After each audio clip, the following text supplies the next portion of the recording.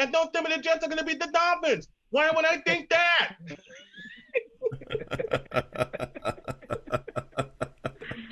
What's going on, Brian? My man, it's good to have you back, So, man, it's really, always good to see you, brother. Hey, good to see y'all. Thanks for having me. When I saw you guys, and my wife and I were toasting one of these, I figured, why not? I figured, why not? Where's mine? What the hell? Let's do it.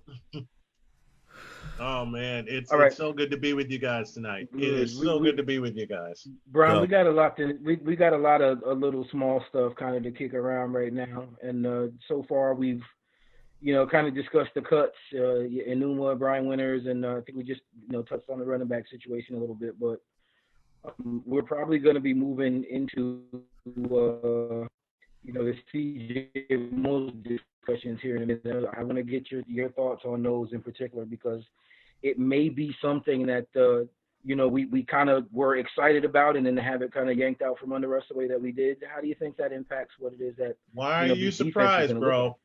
Why are you surprised, bro? Why are you surprised? It's the Jets. It's the freaking Jets. It's the freaking. I don't want to hear that JETS Jets crap. That's what gets on my nerves in the first place. Why are you surprised, bro? The Jets have always done this to us. They've done this since the day we held the Vince Lombardi trophy, and Lombardi wasn't even in the ground yet. Does that tell you anything? And of course, Christopher Johnson should not be considered. I got something for you. All right, ready. Right here, you buddy. Were ready. I love that. You were ready. I love that.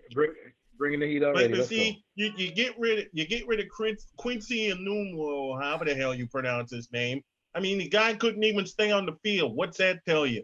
Yeah, but that's not Snowman. That's not his fault. I'm sorry. And listen, we actually got a Buffalo fan from the Thomas the Thomas Take podcast. His name is Ryan Thomas, who's actually watching. So Ryan, I got you over there with your little comments about Buffalo all the way and all of this. Don't worry. So you're gonna get yours. But listen, even he can admit, and he's admitted to me off the air, that he thought it was a little bit of a cheap shot that his defender gave Quincy Enunwa last year. And if CJ Mosley doesn't get hurt in the fourth quarter, there's no way the Bills come back and win that game, because Josh Allen is trash.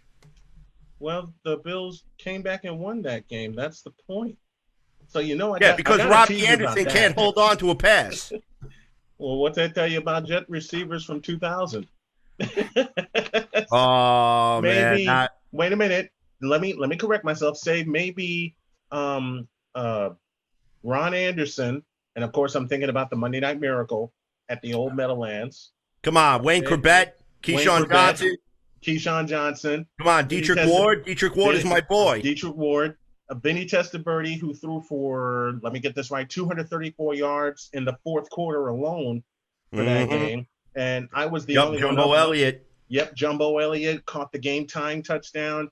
I was the only one up on my floor watching that game. Everybody else was asleep. Everybody else went to bed when it was 30-7. But about Enuma, I hate seeing him go, but at the same time, you had to make a decision about him. A decision had to be made. And it was so tough leaning one way and then leaning the other.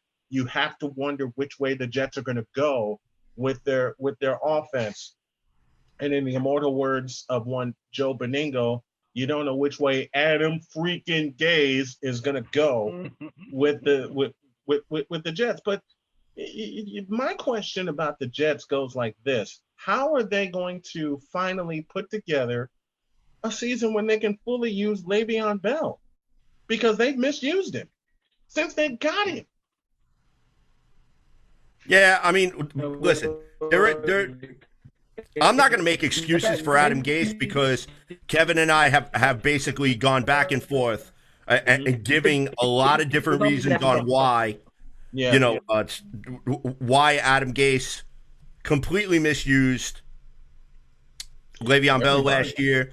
The offensive line was a sieve. It never really got addressed. Bringing Ryan Khalil out of retirement was just a waste of $6 million. That's an asinine move. There were a lot of things that we could point out for last year that we could definitely make the argument why Adam Gase should not be here. Yeah. Okay, because if you go and take a look at the New York Jets coaching staff, and again, Kevin and I have talked about this, you have 3 former offensive coordinators on that coaching staff: Adam Gase, Jim Bob Cooter, and Darryl Loggins. So between the 3 of them, there should be somewhat of a functional brain cell put together anywhere, okay, that should be able to come up with a creative game plan in order to use Le'Veon Bell properly. But he said somewhat of a functional brain cell. Right, I did. It's on record. The show is recorded. You're true with that. You're true with that. They should have some kind of a functional brain cell. Unfortunately, in the case of Jim Bob Cooter, they snagged him from the Detroit Lions, if that doesn't tell you anything. And then Adam Gase, who was booted by the Miami Dolphins. Yeah, but come on now. You can't really judge from the Detroit Lions because you know what? I mean, like... It's the Lions. Right. It's the Lions. It's the Lions. Yeah. So, Kevin, come on. Tee something up over here. I know you're itching. I see you going back and forth over there. He's ready to say something. So, come on. Fire away, dude. Kevin's too busy laughing. First and foremost, I said this a few weeks ago. Darryl Loggins. Why Darryl Loggins again? Who is Darryl Loggins?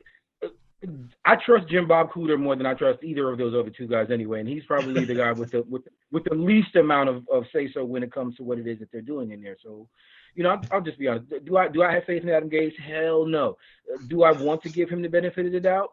I think we have to, and at this point, we'll see if we have a season. We're doing all of this with I guess without even the solid possibility that we're going to make it through a full season right now. So if it comes down to us only having a few games, it's going to be difficult to justify really any of the moves that have been made and any of the players actually being able to make meaningful impacts. We would and should quite possibly be able to see some improvements in Sam, but that's if we can actually see some improvements in the offensive line. So you should have seen the improvements, and I will say on one hand, you should have seen the improvements in Sam, but to go back to CJ's point, the offensive line was a sieve. It never gave him the proper amount of time for him to improve. So it's a double-edged sword with Sam. I'd love to see some improvement in Sam Darnold. But again, it goes back. Every great quarterback has had a solid running game. Some were absolutely stellar. Okay, I go back to the 80s. The run always set up the pass, right? I go back to the team I've covered for some 30 years, the 49ers. Ricky Waters, Roger Craig, Tom Rathman, William Floyd. They ran the football. And look at the 49ers this past year. What did they do well? They ran the football. They ran it down your throat. And unlike Baltimore, the people, and I say this, people are going to get mad at me when I say this about Lamar Jackson, but I'm going to go ahead and say it. Unlike Baltimore, with the 49ers, the people that were supposed to run the football ran the football, period.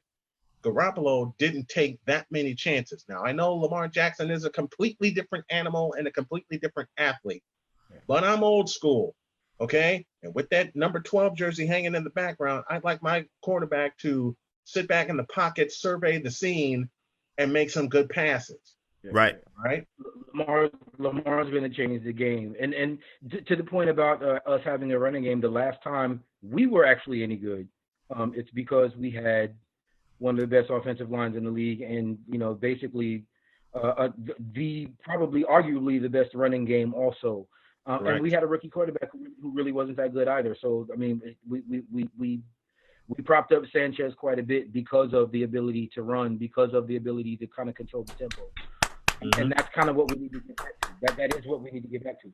That again is why I don't care if Trenton Cannon's here. Just be honest, because I think between Le'Veon, between Frank Gore, between P. Ryan, and between whoever else is going to end up being that guy, that may end up being a camp body or a practice squad guy who's going to come in. I think we're going to be set because I think they want to ground and pound, and that again is going to be dependent upon the offensive line. So the offensive line is going to be a big deal regardless.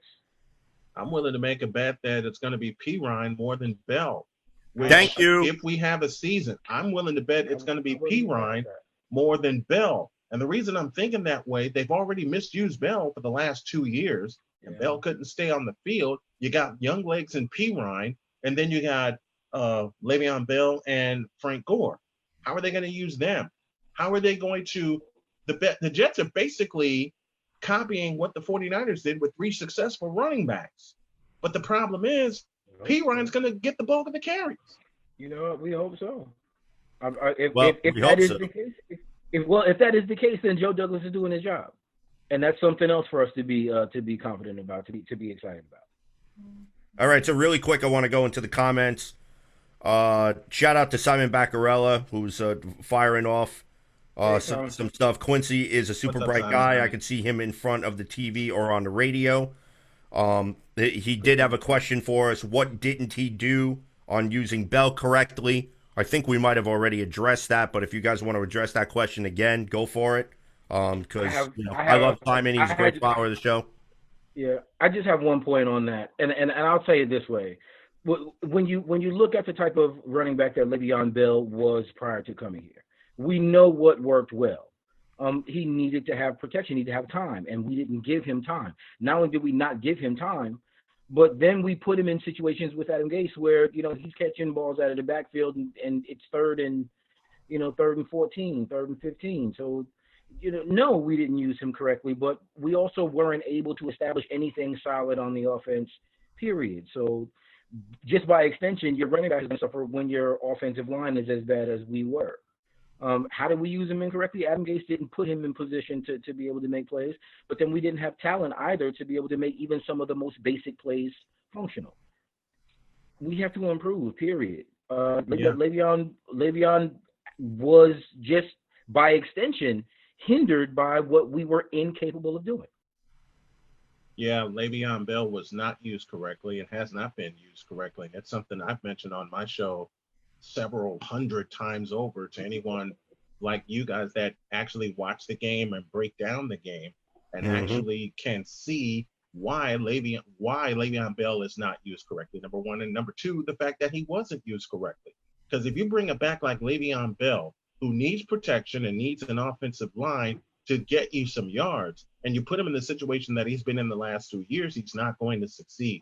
Now you have a situation where you have young legs in Perine, you have an old horse in Frank Gore who can still tote the rock, and yet it's going to be the young horse in Perine that's going to get the bulk of the carries.